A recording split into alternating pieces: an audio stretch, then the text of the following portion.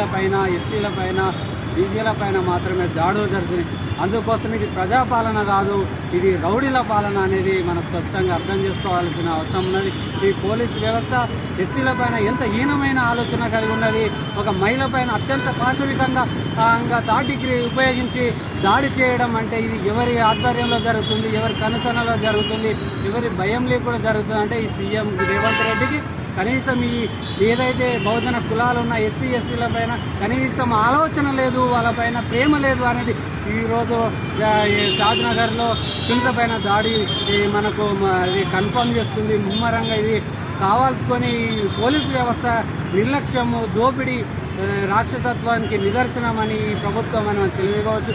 అప్పుడు మరియమ్మ పైన దాడి జరిగింది, ఇప్పుడు మళ్ళీ అదే ఘటన పునరావృతమైందంటే ఈ ఆధిపత్య వర్గాల ప్రభుత్వాలకు ఈ ఎస్సీల పైన, బీసీల పైన, ఎస్సీల పైన, వీళ్ళ పిల్లల పైన, వీళ్ళ